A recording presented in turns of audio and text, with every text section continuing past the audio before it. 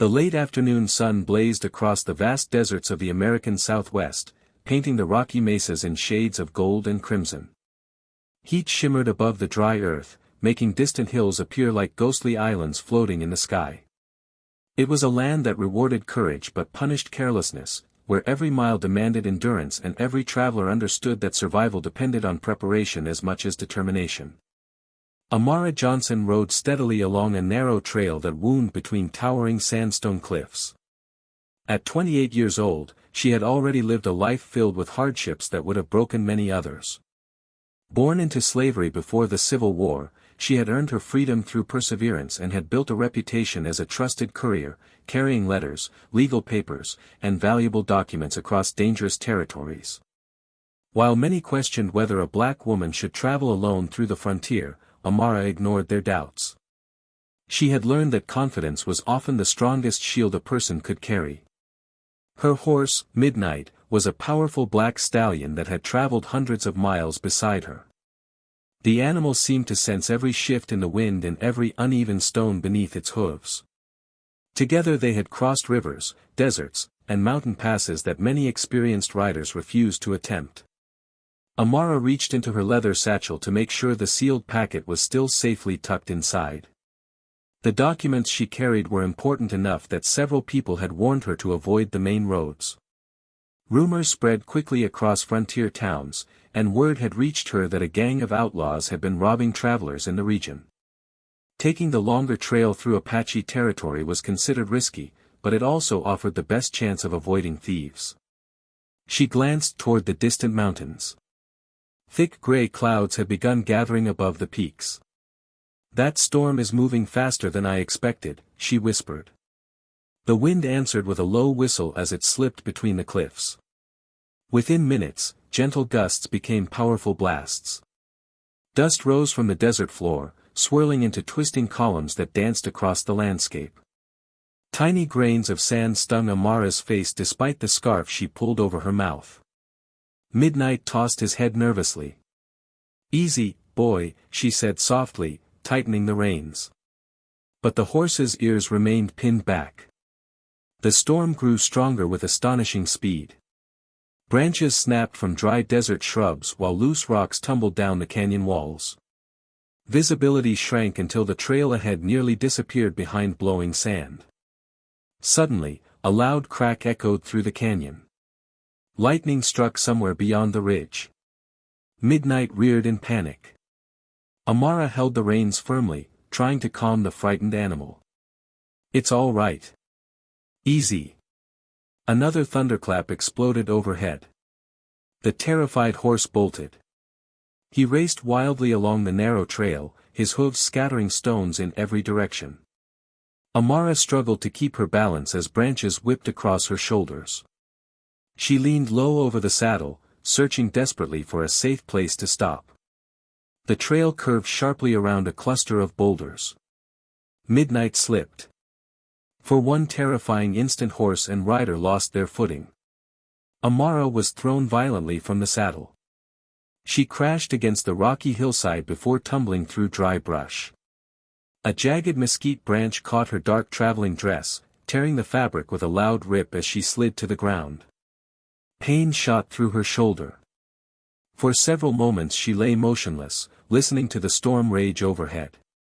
When she finally opened her eyes, the world spun around her. She slowly pushed herself upright. My satchel. Her first thought was not for herself but for the documents. She searched frantically until she spotted the leather bag lying a few yards away beneath a cactus. Relief washed over her as she crawled toward it. The seal remained intact. Only then did she notice the long tear running down the side of her dress. The rugged fabric had snagged on the thorny branch during her fall.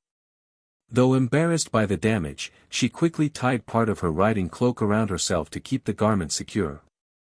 Years of surviving difficult circumstances had taught her that appearances mattered far less than staying alive. She stood carefully, testing her injured ankle. It hurt, but it would hold. Then she looked around. Midnight was gone. Only the sound of distant hoofbeats echoed through the storm before fading into silence. Alone. Miles from the nearest settlement. With daylight slipping away. Amara steadied herself and took a slow breath. "I've survived worse," she said quietly. Unknown to her, someone had witnessed the entire accident.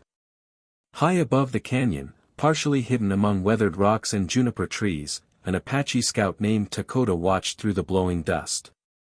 He had been tracking a herd of mule deer when the storm interrupted his hunt. From his vantage point, he had seen the frightened horse throw its rider. His first instinct was caution. The frontier had become increasingly dangerous. Soldiers, outlaws, and trespassers often entered Apache lands without warning. A lone traveler could be harmless, or could be bait for a larger trap. Dakota studied the woman below. Instead of crying or panicking after her fall, she gathered her belongings, examined her injuries, and calmly searched for a solution.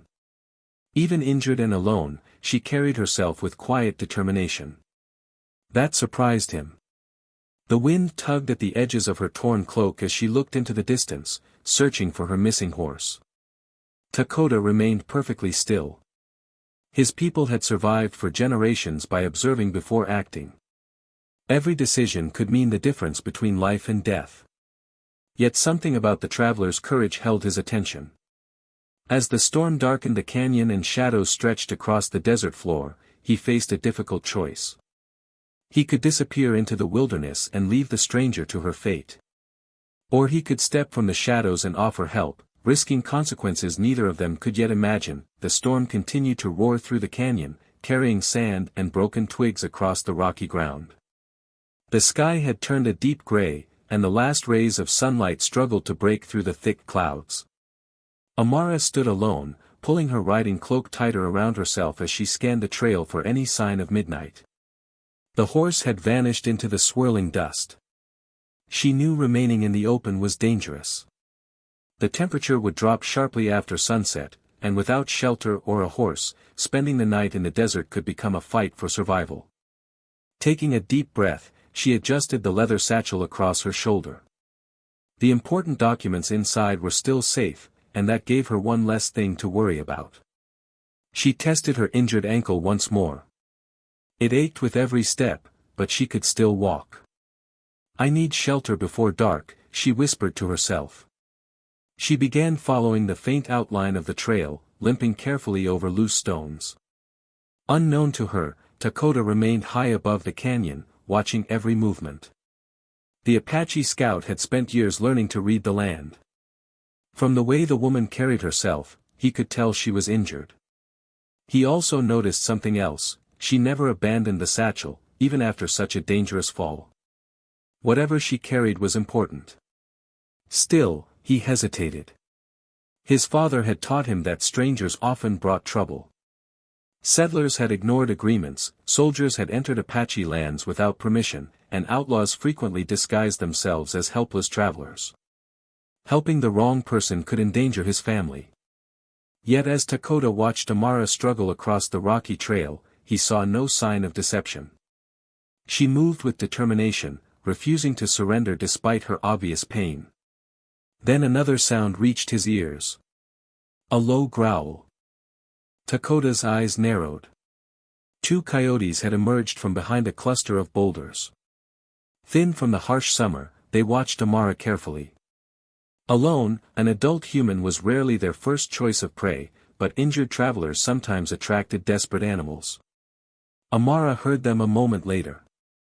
She turned slowly. The coyotes stood about 30 yards away, their ears forward and their eyes fixed on her. She refused to panic. Instead, she bent down and picked up a sturdy tree branch. "That's close enough," she called firmly. The animals didn't retreat. Instead, they circled cautiously. Dakota knew the situation could worsen quickly if more coyotes appeared. Without another moment of hesitation, he moved. Silent as the wind, he descended the rocky slope with remarkable speed. His moccasins barely disturbed the loose stones beneath his feet. Amara heard footsteps behind her. She spun around, gripping the branch tightly. Standing several yards away was a tall native warrior dressed in buckskin clothing. His long black hair was tied behind his shoulders, and a bow rested easily in one hand while a quiver of arrows hung across his back. For a long moment, neither spoke. Each studied the other carefully. Dakota raised one open hand to show he meant no immediate harm. His calm expression contrasted with the storm raging around them. Without taking his eyes off the coyotes, he slowly reached over his shoulder and drew an arrow. The movement was smooth and practiced. He pulled back the bowstring. The sharp twang echoed through the canyon. The arrow struck the ground directly in front of the lead coyote, sending dust into the air. Startled, both animals jumped backward before disappearing into the rocks. Silence returned. Amara lowered the branch but did not relax completely. "I suppose I owe you my thanks," she said cautiously. Dakota nodded once.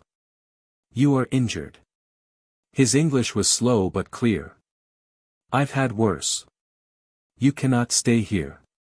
She studied him carefully. Everything she had heard in frontier towns warned travelers to fear Apache warriors.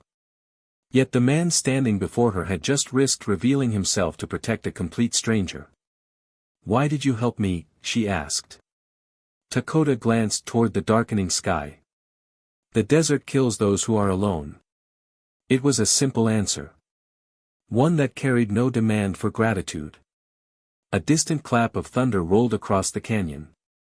Dakota looked toward the western cliffs. "The storm will flood this valley." Amara followed his gaze. Small streams of muddy water were already beginning to flow between the rocks. Flash floods. She had heard enough stories to understand how deadly they could become. "We need higher ground," Dakota said. For a brief moment she considered refusing. Trust did not come easily. Especially on the frontier. But remaining alone was far more dangerous. She gave a small nod. "Lead the way." Dakota turned without another word, guiding her toward a narrow trail that climbed the canyon wall. Though steep, it offered protection from rising water below. Several times Amara stumbled because of her injured ankle. Each time Dakota slowed his pace without comment. When she slipped on loose gravel, he offered his hand. She hesitated only briefly before accepting it. His grip was firm but respectful. Once she regained her balance, he released her immediately. Neither spoke for several minutes as they climbed. Finally, they reached a shallow cave overlooking the canyon. It wasn't large, but it was dry. The storm raged outside while rain pounded against the rocks. Dakota gathered dry wood stored beneath an overhang, evidence that hunters occasionally used the shelter. Soon a small fire crackled to life. Its warm glow pushed back the growing darkness. Amara sat near the entrance, carefully inspecting the tear in her dress. Using a small sewing kit from her satchel, she began stitching the damaged fabric together. Dakota noticed the careful precision of her work but politely looked away, giving her privacy. After several quiet minutes, he spoke. "My name is Dakota." She looked up. "Amara." The firelight flickered between them. Two strangers from entirely different worlds. Separated by culture, language, and history. United only by circumstance. Outside, the storm slowly passed. Neither of them knew that the real danger had yet to arrive, or that this unexpected meeting would change both of their lives forever. Morning sunlight poured into the mouth of the cave, replacing the darkness of the storm with warm golden light. The desert looked completely different from the day before. Rain had washed the dust from the rocks, and tiny pools of water shimmered between the cliffs. Birds circled overhead, singing as if the fierce storm had never happened. Amara awoke to the smell of fresh coffee. She blinked in surprise. Dakota was sitting near the entrance of the cave, carefully tending a small fire. A battered metal coffee pot rested over the flames. Beside it lay several roasted cactus fruits and strips of dried venison. "You are awake," he said with a slight smile. "I didn't expect coffee." Dakota chuckled quietly. Traders come through these lands. Sometimes they leave more than they intend. Amara smiled for the first time since they had met. Then I'm grateful for forgetful traders. The brief exchange eased some of the tension between them. As they ate breakfast, Amara noticed how observant Dakota was. He rarely wasted movement. Every action seemed deliberate, from sharpening a small knife to checking the weather by watching the clouds drift across the distant mountains. When they finished eating, Dakota stood. Your horse. Amara immediately looked up. You found him? Dakota nodded. He stayed near water after the storm. We will bring him back. Hope filled her face. I was certain I'd lost him. Together they descended the rocky trail. Dakota moved confidently across the uneven ground, pointing out loose stones and hidden patches of mud so Amara could avoid putting too much weight on her injured ankle. You know every inch of this place, she said. It is my home. After nearly an hour of walking, they reached a small stream where Midnight stood peacefully drinking. The stallion raised his head, recognized Amara instantly, and trotted toward her with a soft whinny. She wrapped her arms around the horse's neck. I was worried about you. Dakota watched quietly. It was clear the bond between horse and rider ran deep. After checking Midnight for injuries, Amara sighed with relief. Looks like we're both fortunate. Dakota gave the horse an approving pat on the neck. He is strong. So are you, Amara replied before realizing what she had said. Dakota simply smiled. The compliment hung comfortably between them. As they continued their journey, the landscape became more challenging. Narrow trails wound between towering rock formations, and the afternoon heat grew intense. Dakota often stopped beside unfamiliar plants, explaining which berries were safe to eat and which roots could be used as medicine. Amara listened carefully. In town, she admitted, people say this land is empty. Dakota looked around at the towering cliffs. It is never empty. He knelt beside a patch of small flowers. My grandmother taught me these help stop fever. Farther ahead he pointed toward fresh animal tracks. Deer passed here this morning. To Amara, the ground looked like ordinary dirt. To Dakota, it was a story waiting to be read. She found herself impressed. Later that afternoon, they rested beneath the shade of an ancient cottonwood tree. For the first time, their conversation turned personal. Why do you travel alone? Dakota asked. Amara looked toward the distant horizon. Because someone has to. She took a slow breath before continuing. When I was a little girl, my parents dreamed of freedom. They believed education could change a person's future. Her voice softened. They never lived to see that dream come true. Dakota listened without interrupting. After the war ended, I learned to read and write. Eventually, people trusted me to carry important letters between settlements. It's dangerous work, but every delivery means someone receives news, a contract, or hope. She smiled faintly. I suppose I carry more than paper. Dakota nodded thoughtfully. My father once said that words can build peace, or begin wars. Amara looked at him with new curiosity. What about you? Dakota stared at the mountains before answering. My people once traveled freely across these lands. His expression grew solemn. Now every season brings new soldiers. More settlers. More fences. He picked up a small stone and turned it slowly in his hand. My younger brother believed fighting was the only answer. What happened? Dakota lowered his eyes. He never returned.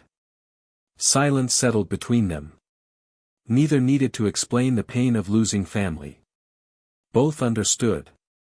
As the afternoon wore on, they resumed their journey. Near sunset, Dakota suddenly raised one hand. Stop. Amara froze. She had learned enough during the day to recognize the seriousness in his voice. What is it? He pointed toward a rocky ridge.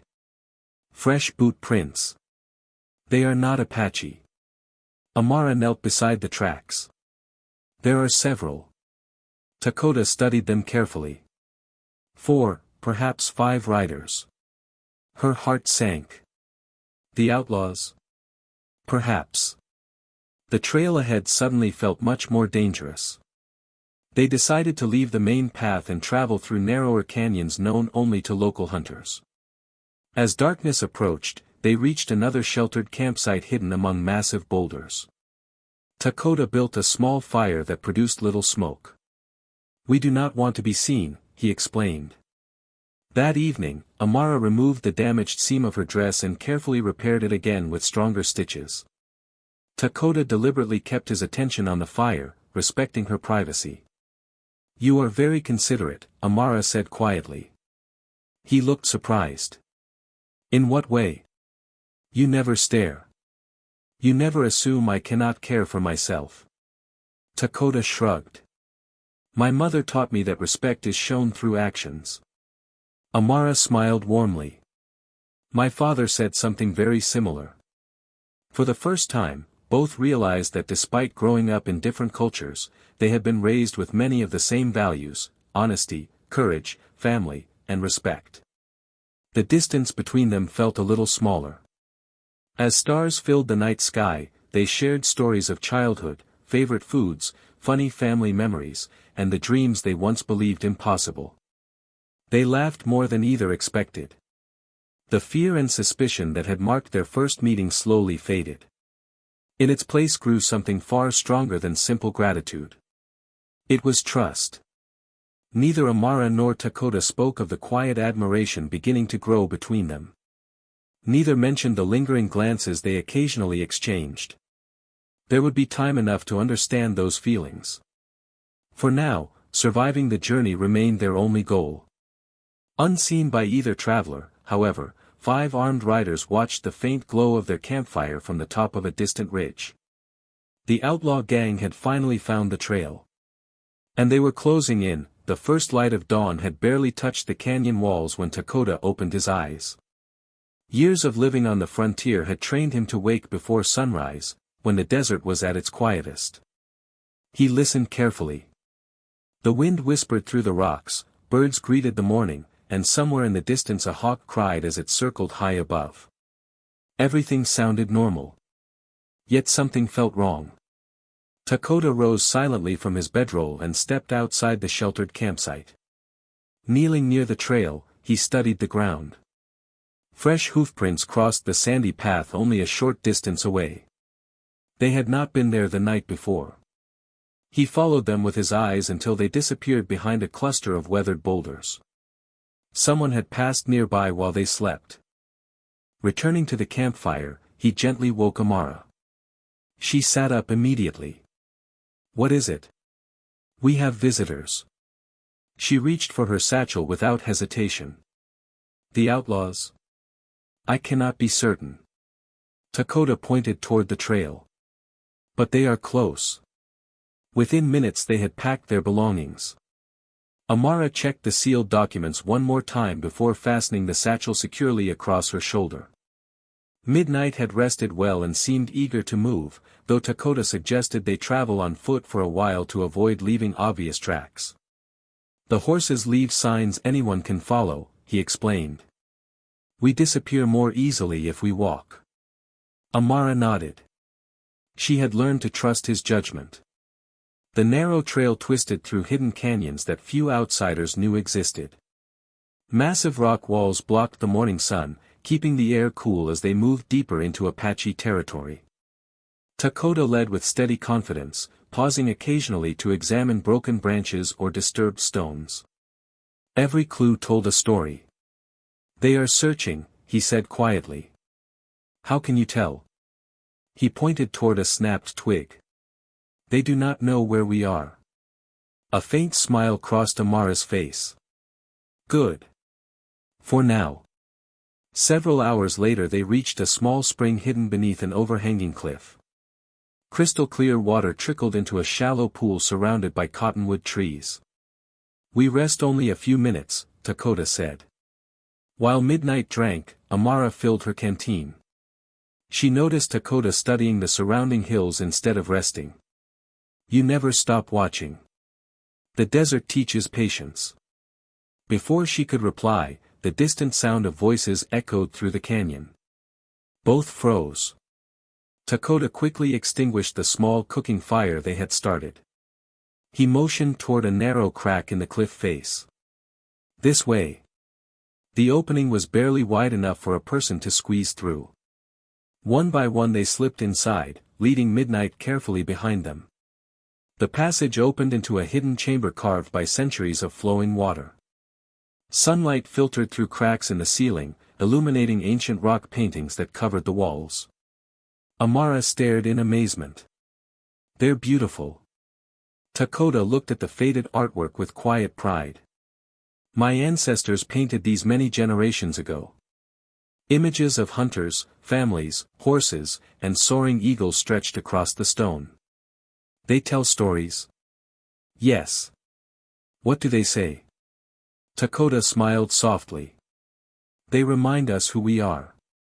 Amara nodded thoughtfully. My people have stories too. She rested a hand against the cool rock. Some were never written down. For several moments neither spoke. The silence was respectful rather than awkward. Outside, the voices gradually faded.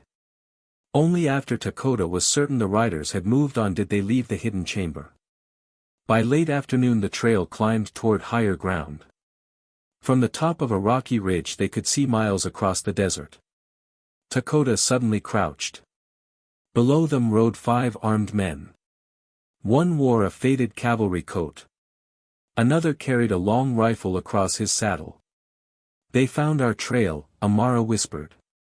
Dakota studied the riders carefully. They are spreading apart. Searching. Yes. Amara tightened her grip on the satchel. If they catch us. They will not. His confidence was calm rather than boastful. He knew the land better than they did. Leading Amara away from the ridge, Dakota guided her through a maze of winding paths hidden between towering sandstone formations. The outlaws remained visible from time to time, always just far enough away to avoid detection. As the afternoon wore on, the heat became almost unbearable. Amara's injured ankle began to ache again. She tried to hide the pain. Dakota noticed anyway. We stop. I'm fine. You are exhausted. She sighed. I don't want to slow you down. You are not slowing me down. His voice carried quiet certainty. We travel together. The simple words meant more to Amara than she expected. For most of her life she had relied only on herself. Hearing someone speak of them as a team stirred something inside her. After a short rest they continued. Near sunset they reached a narrow wooden bridge spanning a deep canyon. Dakota examined the old structure carefully. It will hold. As Midnight crossed first, one of the weathered boards cracked loudly beneath his weight. The sound echoed through the canyon. Moments later came an answering shout. They heard us, Amara said. Dakota looked toward the distant ridge. The 5 riders had appeared once again. One pointed directly toward the bridge. Without wasting another second, Dakota urged Midnight forward while he and Amara crossed as quickly as possible. The outlaws spurred their horses into a gallop. They're gaining. Amara cried. Reaching the opposite side, Dakota immediately pulled a hunting axe from his pack. What are you doing? He swung the axe into one of the bridge's supporting ropes. The thick fibers frayed. Another strike. The rope snapped. The bridge lurched violently. A third powerful blow severed the second support. With a thunderous crash, the wooden bridge collapsed into the canyon below just as the lead outlaw reached the edge. His horse reared in panic, stopping only feet from the drop.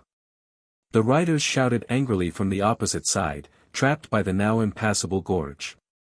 For the first time in days, Amara allowed herself a deep breath. We're safe. Dakota watched the frustrated men across the canyon. They will find another crossing. Her relief faded. So this isn't over. He shook his head. No. As darkness settled across the desert, the two travelers disappeared into the maze of cliffs beyond the canyon. Behind them, the outlaws swore revenge as they turned their horses in search of another route. Ahead lay even greater dangers. But with every mile they traveled together, Amara and Dakota's trust continued to grow. They no longer walked as strangers brought together by chance. They walked as partners, each willing to risk everything for the other's safety. The moon hung low over the desert, casting silver light across the sandstone cliffs. The cool night air was a welcome relief after another exhausting day of travel. Behind them lay the collapsed bridge and the outlaws who were still searching for another way across the canyon. Ahead stretched miles of rugged wilderness, where every turn held uncertainty. Dakota and Amara had walked until long after sunset before finally stopping in a secluded grove of cottonwood trees beside a narrow stream. Hidden by thick brush and towering rocks, the campsite was nearly impossible to spot unless someone knew it was there. Dakota gathered dry branches while Amara unpacked what little food they had left. A handful of dried fruit, strips of venison, and the last of the coffee would have to last until they reached the next settlement. It isn't much, Amara said with an apologetic smile. Dakota shook his head. It is enough. She laughed softly. You always seem certain. He placed another stick onto the fire. My grandfather said a worried mind makes even a full table seem empty. Amara smiled. I think I would have liked your grandfather. He would have liked you. The words slipped out before Dakota realized what he had said. For a moment, neither spoke. The fire crackled between them, sending sparks into the night sky. Amara looked away first, pretending to arrange the blankets. Over the past several days, the distance that had once separated them had almost disappeared. They no longer measured every word carefully or questioned each other's intentions. They shared stories, meals, laughter, and silence with equal comfort. Trust had become something neither of them needed to think about.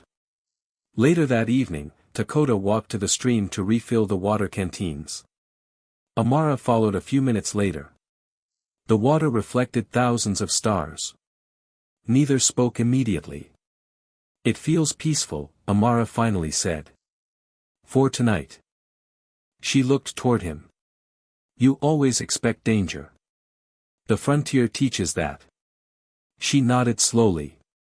It taught me the same. For a while they simply listened to the water flowing gently over smooth stones. Finally Amara broke the silence. When we first met.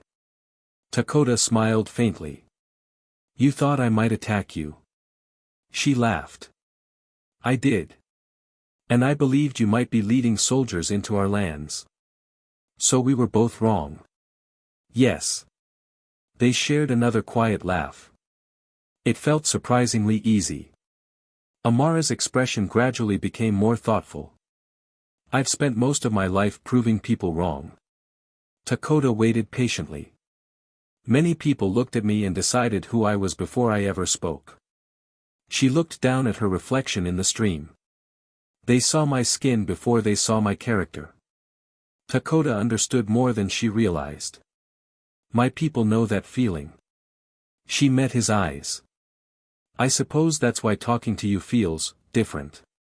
Dakota nodded. You listen. So do you. Their conversation drifted into comfortable silence once more. The stars reflected in the moving water like scattered diamonds. After several minutes, Dakota spoke quietly. There is something I have been thinking about. Amara turned toward him. What is it? He hesitated. Finding the right word seemed harder than facing armed outlaws. When I first saw you in the canyon, he began, I noticed your courage.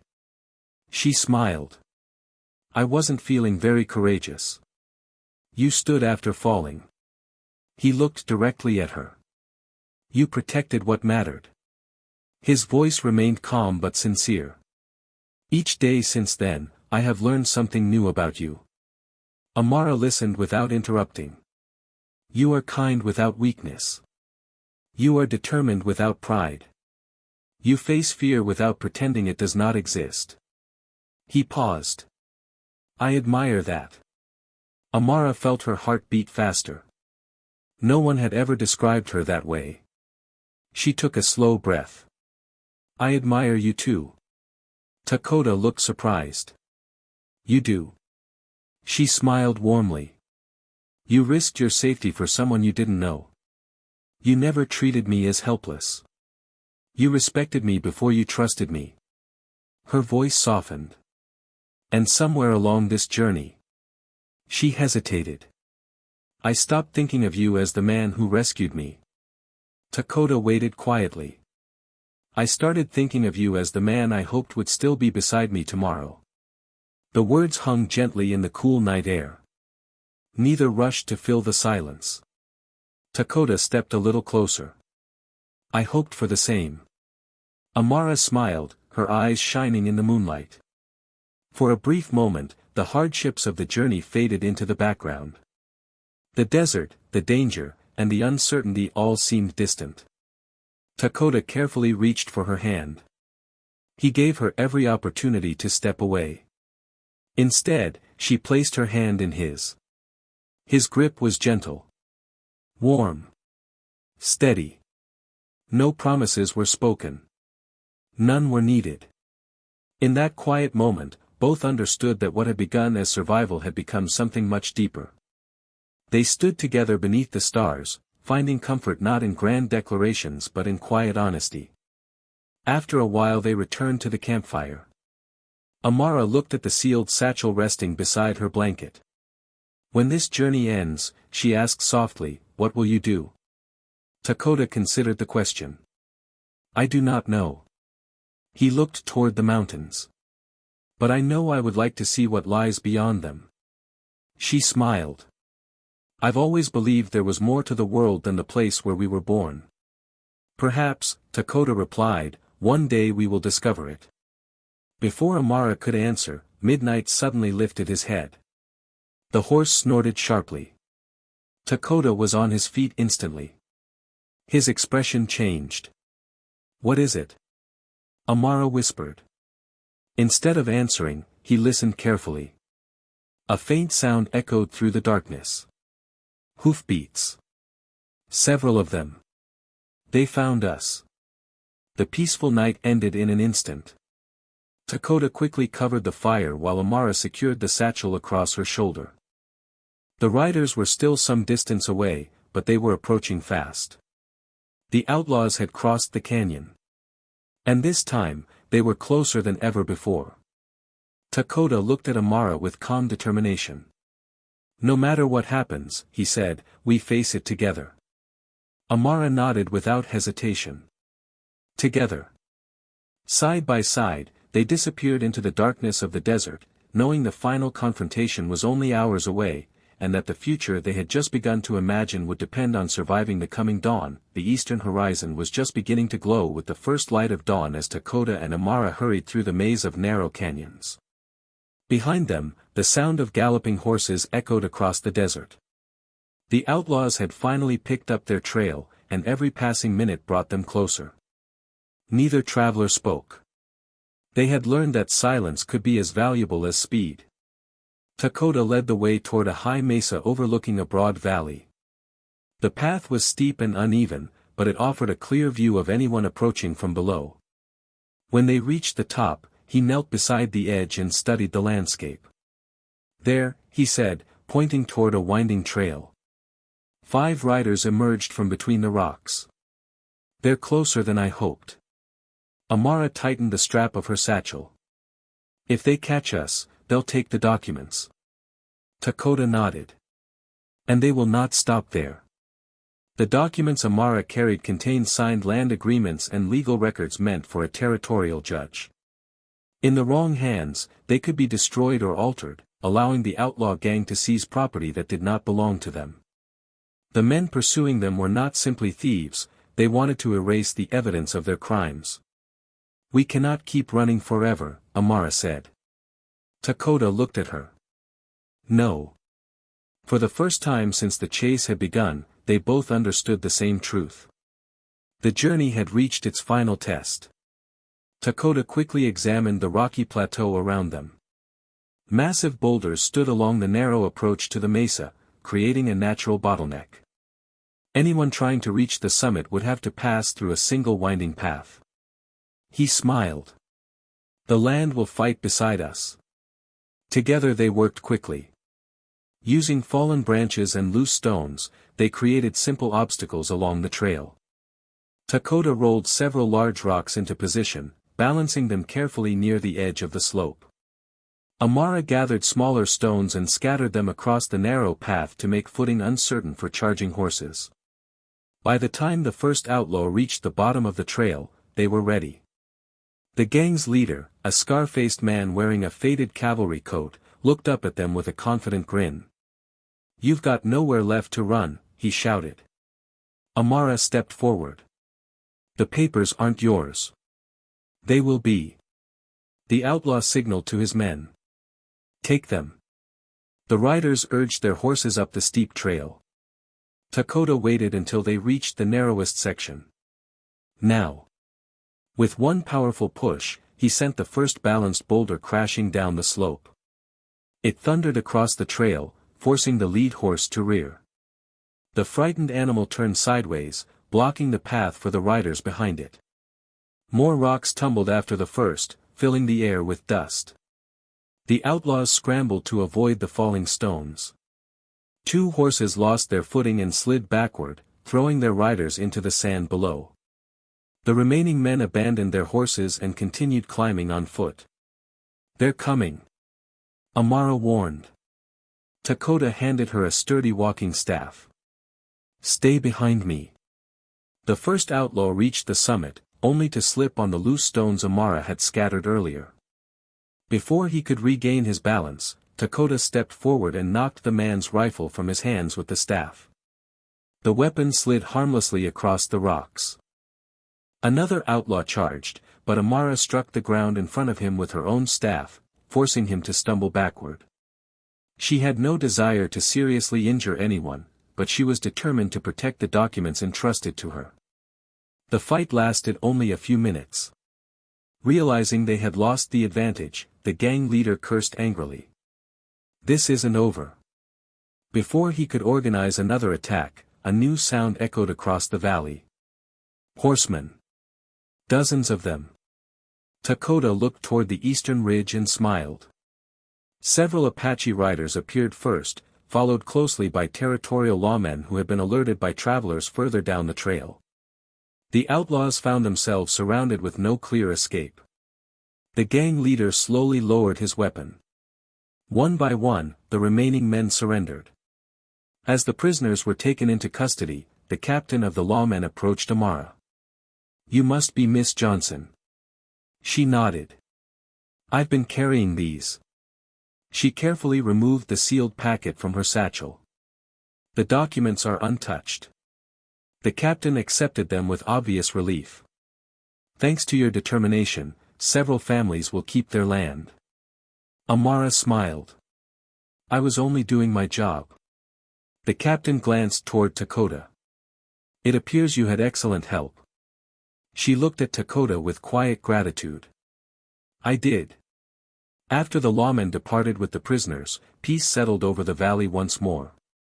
The morning sun climbed higher, bathing the cliffs in warm golden light. Dakota and Amara stood together near the edge of the mesa, watching the long line of riders disappear into the distance. "The journey is over," Amara said softly. Dakota looked toward the endless horizon. "One journey." She smiled. "And another begins." For a moment, neither spoke. The wind carried the scent of rain from distant mountains, reminding them of the storm that had first brought them together. It seemed impossible that only a few days had passed since their paths had crossed in that canyon. "So," Amara asked with a gentle smile, "what happens now?" Dakota thought for a long moment before answering. "I will always belong to these lands." He looked at her. "But the world is larger than I once believed." Amara nodded. I've spent my life traveling from one place to another. She smiled warmly. Perhaps it's time I stopped traveling alone. Dakota reached for her hand, just as he had beside the stream the night before. This time, there was no uncertainty. She gladly placed her hand in his. Together they looked across the vast desert, not as strangers divided by different histories, but as two people united by courage, respect, and shared purpose. The road ahead would not be easy. They knew there would be challenges, misunderstandings, and obstacles unlike any they had already faced. Yet they also knew they had discovered something stronger than fear, trust earned through sacrifice and friendship that had grown into love. As the sun rose higher above the American Southwest, Dakota and Amara began walking down the trail side by side. They left behind the echoes of violence and suspicion. Ahead lay a future they would build together, one step, one journey, and one hopeful dawn at a time. The end.